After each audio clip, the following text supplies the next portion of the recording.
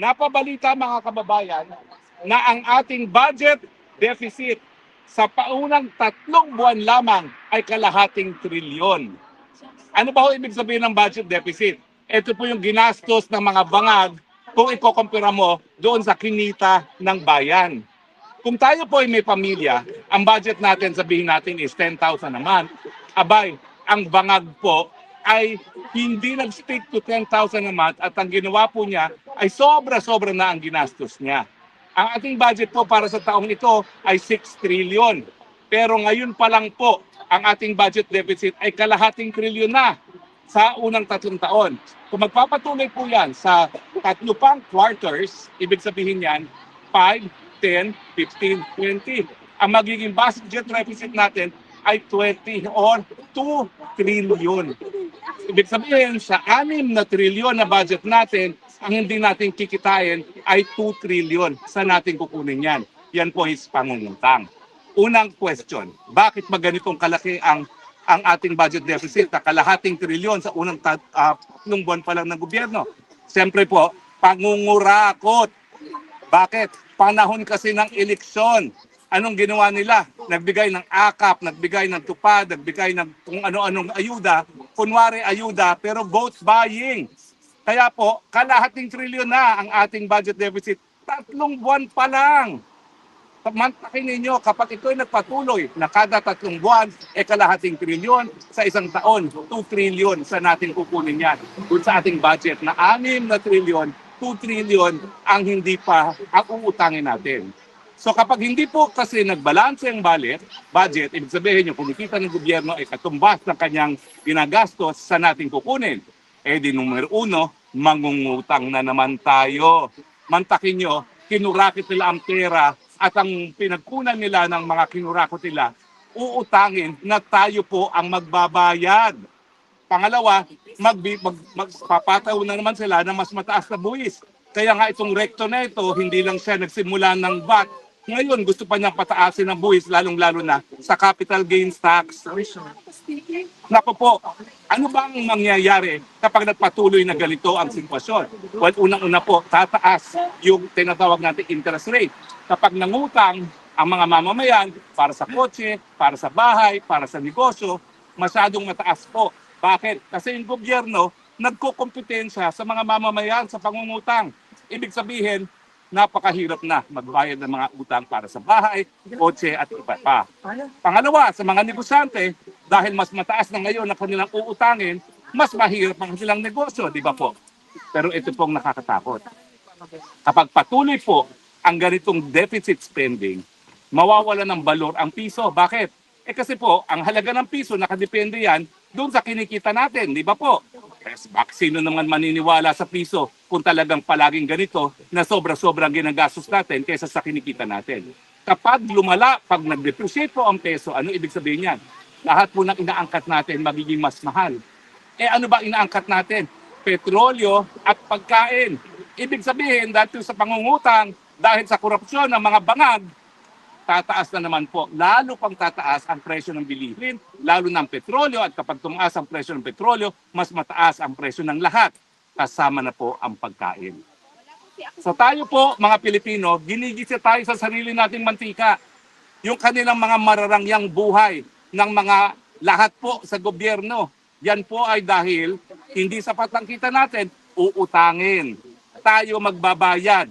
And in the process, mawawala ng balor ang piso, tataas ang interest rates, yung ating mga binabayarang pangungutang, at ang pinakagrabe po, lalong lalala ang pagtaas ng bilihin, presyo ng bilihin.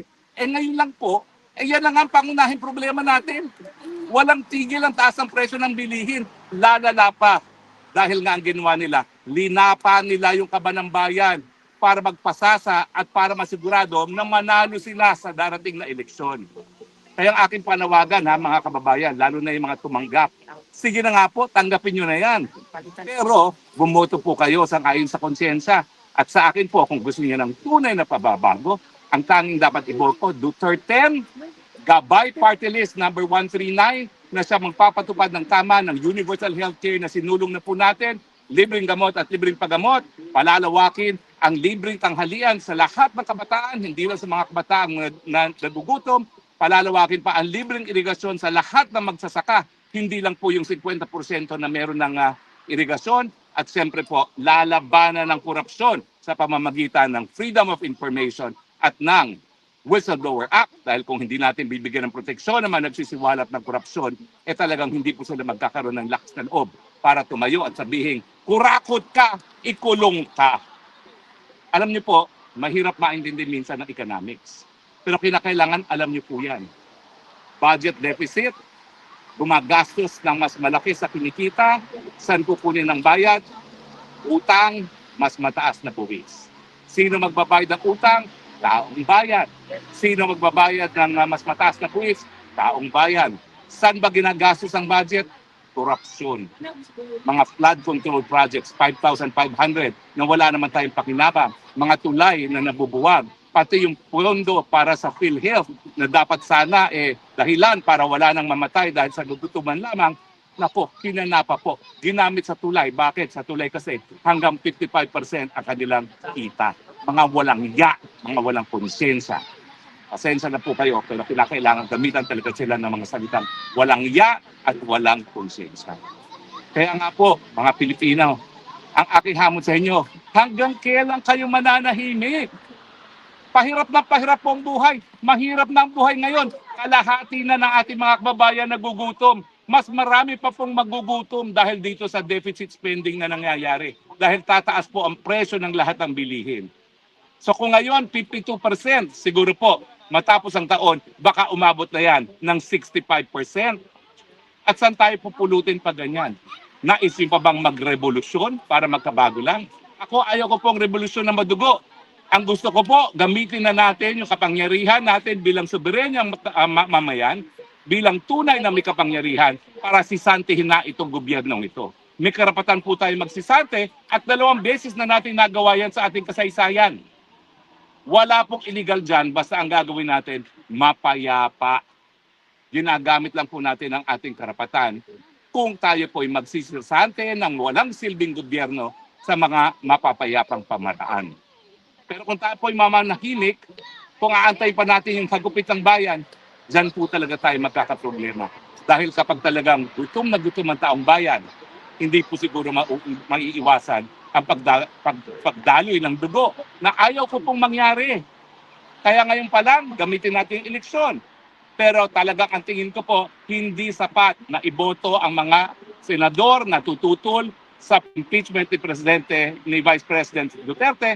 Kinakailangan palitan ng ulo mismo. Dahil kapag ang ulo ay wala sa tamang pag-iisip, walang solusyon sa problema, lalong-lalo na sa problema ng pagkagutom, sa problema ng pagtaas na presyo ng bilihin, kawalan ng trabaho at mga mababang welfare. So mga taga-head, kayo kayo, pupuntin tayo rito. Saan po kayo galing? Ireland. Ireland. O ba't po kayo nandito? Siyempre, to show our love and support to President Duterte. Miss, hindi nyo sa natin dito. Kayo po, Dublin, Ireland. Dublin, Ireland. Oh, sino ang pinakamalayo ngayon na pinanggalingan? Dublin, Ireland. Kayo po, saan po kayo galing? Dublin, Ireland. Alam niyo po, sa Dublin, sila talaga eh. Hindi. Oh, bayad daw kayo. Okay, ito na po pinagkakaantay natin. Yeah. Yung mga chevening moves. Okay? Okay. And a 2, and a 3. Bangat, bangat, bangat. Bangat, bangat, bangat. Bangat, bangat, bangat. Ngiwi, ngiwi, ngiwi. Ngiwi, ngiwi, ngiwi. Ngiwi, ngiwi, ngiwi. Butod, butod, butod. Butod, butod, butod. Butod, butod, butod. Ano ang sigaw ng bayan? Bring him home! Bring him home! Bring him home! Galing po sa Duterte Park dito sa Savingen Detention Facility. Ito po ang inyong spokes ng bayan nagsasabi, gising na Pilipinas! Panahon na para magbago! Otherwise, baka it will be too late. Maraming salamat po sa inyong pagtangkilik. Live from The Hague with our kababayan, spokes ng bayan at lahat na nagmamahal kay Tatay Digong saying, Duterte! Duterte! Duterte! Love you, Philippines, because you're the only country that we have God bless the Philippines. Gabay Party List 139, straight Duterte. Bye! Gabay party list.